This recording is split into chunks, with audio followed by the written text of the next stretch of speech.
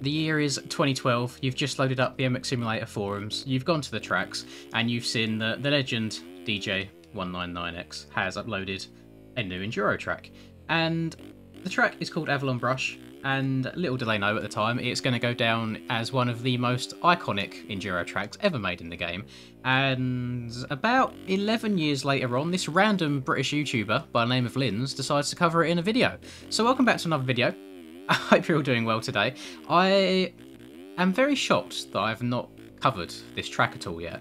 I was scrolling through the MX Simulator track threads, as I always do, not really finding much inspiration, and then all of a sudden, in my head, I think of Avalon Brush. You know, I'm a bit of a slut for Enduro tracks in MX Simulator. They are my favourite thing to do. And Avalon Brush is one of those, I would say, Hall of Famer tracks that stick out for all of the right reasons. This track was so far ahead of its time, it's unreal, and I have not played it in many, many years. So that's exactly what we're going to do today. We're going to have a bit of fun riding around here, showing you what old tracks were like. I think it's always good to have a bit of a blast from the past from time to time and just see how far track making has come. I think the looks of this track still hold up very well, even to today's standards, and DJ, I think, was a massive part of MX Simulator history, someone who done a lot for the game, released a lot of tracks, and just kind of paved the way for everybody else. So, what I really love about Avalon Brush, as you saw, I just went past them there, it's got these little flags dotted all around, so even though I play in third person, and I really struggle to see to the tops and to the bottoms of some of these hills, these flags kind of guide me in some sense. The ones with the little red crosses on them are simply telling you, listen buddy, something dangerous is coming up, you know, don't yeet yourself off the side of a cliff or into the face of a log or a rock. And then we've got the orange markers dotted around as well, which are nice to just direct you in general. And I think last time I played this track, granted it was many years ago, there's some sections that are very deceivingly difficult. There's one or two rock gardens. For the most part, it's quite trail orientated, like what you're seeing on now, where you've just got split sections and you go up and down off cambers here, there, and everywhere. There's not too much in the way of logs, if I remember correctly, but I could be very, very wrong. And I wish the Enduro scene on Sim was bigger and there were more Enduro races, because we are getting newer tracks coming out recently that they do races on, like that beach race, for example, that I covered. But nothing really like this anymore. And there was an Enduro, I don't think it was a series, it might have just been a one-off race, like way back in the day, on one of the Swedish Enduro tracks. And that was the only time ever that I felt unbeatable on this game. Even against the likes of people like Hunter Root, I know he plays in first person, it's probably very difficult to see when you're going very fast speeds on Enduro tracks where you're going. I mean, first and third both have their pros and cons, but it was the only time where ever straight up I could beat the real top boys at this game was during Enduros. And I think maybe that's part of the reason why I like it so much, but I am always an advocate of you get out what you put into these games, and I did spend a lot of my time practicing on these sorts of tracks. I just feel that the slow speeds of the Enduros help you so much in terms of bike control. And especially with Sim, where, I mean, it depends on your turning settings, you know, leveling and all that good stuff does play a factor. But you'll see on my controller input, if I'm turning left, I have to steer right quite a lot as I exit to stand the bike up. And it almost gets to a point where you end up in very tight chicane sections, just steering the opposite direction because you're preemptively leaning the bike over to go the other way. And I love it. I don't know what it is about it, I just really enjoy it. I think it's just, maybe it's because I'm old, I don't know, I always put things down to me being old nowadays, is I just like that slower paced gameplay, just out having a nice time, no stress, you know, nothing zooming at me at a million miles an hour. I think as I've been getting older as well, I've started playing on lower and lower FOV. I mean, right now, I'm only playing on 83 FOV in third person. I know that there's people out there in third who play in like 110, maybe even higher, so it's probably looks and feels incredibly slow, but I promise I'm still moving at a semi-decent speed, you know, it's not atrocious, it's not terrible. And for a track like this, where I honestly, I feel like I used to struggle a lot more than I'm struggling right now. Maybe I'm just getting lucky. So I used to like bang into all these trees. These all do have collisions, by the way. I'm not fortunate enough to just be able to ride through them. DJ did, there we go. Yeah, DJ did go through the effort of making all these have collisions, so I need to keep my head away. Well, that will be an instant legs off, and I have to sit on the floor for 10 seconds and think about what I've done and what I could have done differently. This traction right here has turned into sand traction, so very loamy. Just trying to be a little bit careful on the throttle coming out the corners so I don't get all kinds of whiskey and sideways. And there's a few like unique sections here. Speak of the devil, come up to it, go inside a little building, and then we've got an actual like enduro obstacle section too. Does this just pop a UE at the top of the hill? It does indeed. We'll go back down to the right, double our way down here. Lovely stuff. Now this is where third person can be a bit buggy sometimes, is trying to see through these walls inside the buildings, but it's actually alright. Where I've got my FOV quite low, it's not too bad. I just like little unique things like this that you don't get to see on your everyday motocross track. I feel like adds a bit more character to things, makes it really interesting. I will never ever enjoy logs on this game, or tyres to be fair. Although I'm not sure if there are newer. Actually, no, I know for a fact there are newer like log and tyre models on this game. So this track uses some very, very old ones where the collisions are a bit hit and miss. You know, it can be quite difficult to get through them cleanly. I feel like sometimes you are just at the mercy of the game, and wherever you end up is where you end up. But there are newer ones on some of the enduro cross tracks that I played that are a bit more predictable. So it's just one of them things, you know, if you're playing a super old track, you have to expect things like this. And I don't know DJ's track making methods. I don't know if he's a Photoshop guy or an in-game track editor guy. Either way, it's very, very impressive. I don't see much in the way of, you know, like sharp edges or gradient transitions like you would get if he was doing it in-game. So if he did do it in the in-game track editor, then hats off to him. It is incredibly impressive stuff. I always, whenever I think of building tracks, especially when bikes, the thing that puts me off is not having an in-game track editor in MX bikes, because all of the ones I ever made on Sim were all in-game. It's just nice having those tools there. And I think where you have that in-game editor, so many people are more likely to use it that you then have a lot more people that know what to do and how it's done and how to help. Oh, I can never sit down and just record some videos, can I? But I thought someone was like breaking into the house. I felt the floorboards rumbling, and then realised that apparently some of the pipes must be just getting a bit old because it was just rumbling where I've had the taps on. So anyway, back to this. I generally can't remember where I left off. We're getting to the first, let's call it, difficult section here. It's not too bad, you know, just a couple of ruts going up a hill. Although I didn't know it was that high. Let me turn around. Let me have a little take to it. It's one of them things where I play in third person. I know I'm always going on about it, but it gets a little bit difficult to get up some of these. So if we roll this and not backflip it next time. Right, attempt number 3. I'm going to go yeet up to the top of here. Do not hit that log. Oh my god. Am I going to be able to move from here, or am I stuck? I can move from here. Gentle. I can't turn right. I don't want to go across all the ruts. Here we go. Up. Stop. What's... Oh, I've taken a screenshot. Okay. It's all going wrong. Why does it keep veering me off to the left? I promise I'm not turning left. Oh, God. The steering on this game sometimes does perplex me. Alright, let's try on the left side then, since my bike keeps wanting to go over here. I want to roll this, and then... Power! No! Bruh. 5th time's the charm. Go on. Yes! Oh, my Christ. Thank God for that. So I have just thought... wait, I'm obviously almost backflipping up some of these hills because my throttle control was abysmal. What year did the 450s come out on this game? Was it 2013 or was it 2011?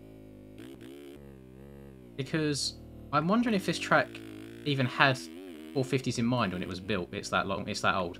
Either way, again, someone can let me know. You guys literally know everything. This is a very difficult section as well. You've got all these like rough, jagged rocks underneath the surface. And what I love about this as well is none of these are models, you know, it's just terrain that he's gone and made really sharp and then put a rock decal over the top. And I mean, you can see it here as we exit. And I don't know, it's really cool. Just different methods of doing things, because I think if he made that a proper rocky bedded river, it would just be so unenjoyable to try and get through. Why am I struggling so much? Oh my god, please just go. Go. I'm turning left, but the bars are going right. There we go. Right. I also cannot for the life of me remember how long lap times are around this track. So this could be a 10-minute video. This could be a half-hour video. It could be an hour. I feel like it's not the longest enduro track in the world. I need to keep going straight down here. Through the rocky riverbed again, and big old legs off. I feel like this It's all started off so well and so smooth, and it's been going a little bit downhill, I can't lie. Right, let's pop a Yui here. Where on earth are we going here? Are we going back and forth a bunch of times? I guess we're going left and up this hill here. Oh, the rocks almost sent me off into the depths. Go down to the right. So, we've got a little bit of flat ground that we can take advantage of for the time being. Although we've got some off cambers, so I do need to be very careful. In my head, I remember... Oh god, what is this? I mean, I'm going to send it. No idea what's up here. And it was just a tiny little bit of a rocky section.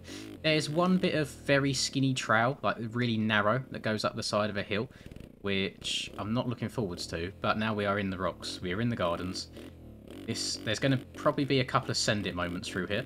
I also imagine there's going to be a hell of a lot of put it in reverse Terry moments. But let's try and pick out a line. I think around the left. Oh! Didn't see that drop off that was literally right in front of me. So I think the left side here looks pretty ideal. It kind of smooths itself out. So if I can get up and over this, lovely.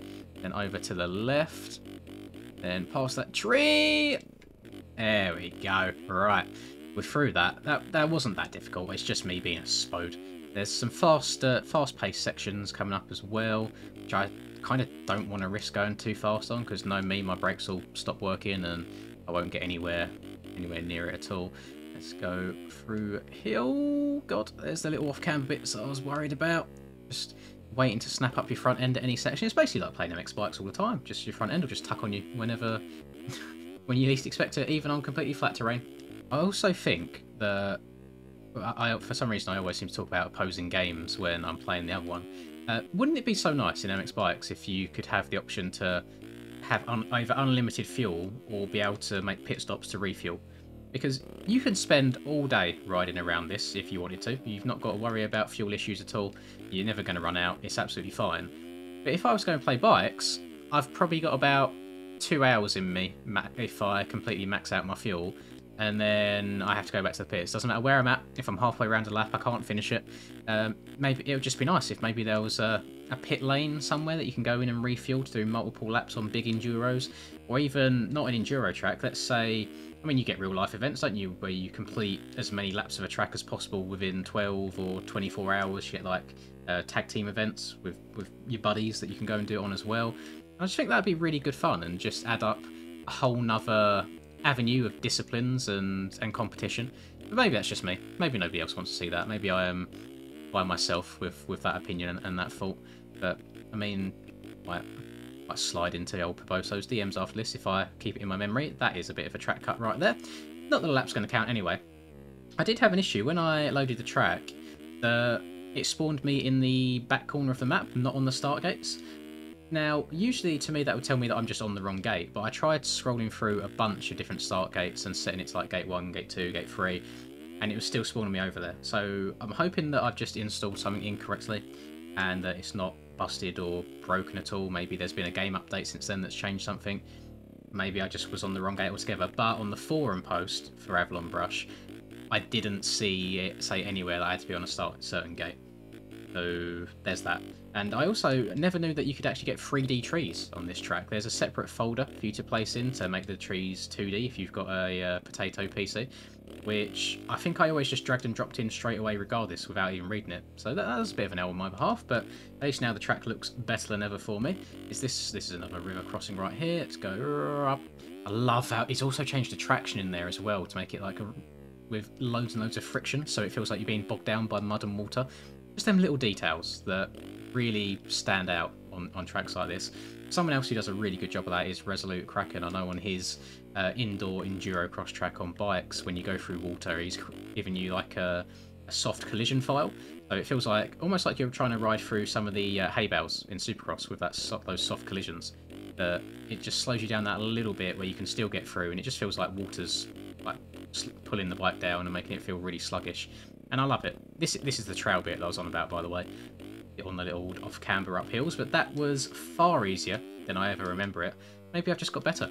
Maybe I've got wiser. I'm not trying to go as fast in my old age. Just taking my time, nice and smooth, just left, rights, left, rights. No dramas, no racing going on, no stresses, no worries. Just here, playing a bit of sim, trying to get ahead on videos because I am away for a couple of days next week and I want content for every single day. So I'm trying to record like 2 a day at the moment because I'm away for, I think, 4 days.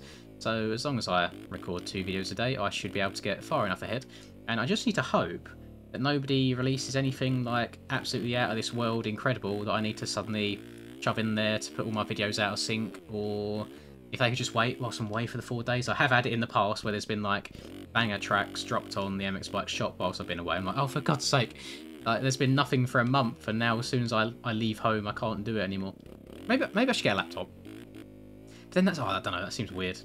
Just forking out a lot of money for a decent laptop just to maybe record a video here or there on bloody motocross video games. I'll think about it. I'll think about it. Is this right? There doesn't seem to be much of a trail leading down this hill, but I think we just got to send it up this bad boy. Yah yeet, up to the top, up and over. Oh, and that is the finish line. Well, that was about a 16 or so minute lap time there in total, if I take away the 2 minutes I've been recording where I was investigating the rusty pipes. So that is a lot shorter than I remember. I'm hoping that I did do the entire track and that I didn't cut anywhere and miss out a bunch of it. But that is Avalon Brush. It is an incredible track. It is a track that I believe has fully stood the test of time, released in 2012. And one of them pieces of work by DJ that he should really, really be proud of. And again, I'm surprised that I've never covered it up until now, but I hope you have enjoyed this video. I always enjoy doing these enduro tracks on sim, even if they get frustrating sometimes, like getting stuck on the same hill 5 bloody times. But if you did enjoy, please do drop a like and subscribe to the channel if you're new. Feel free to become a member as well. It does give you special access in the Discord channel and to join me for video recordings to see yourself in the background, so some good perks in there. And have a lovely rest of the day, whatever you're up to. I'll catch you guys in the next video. Peace.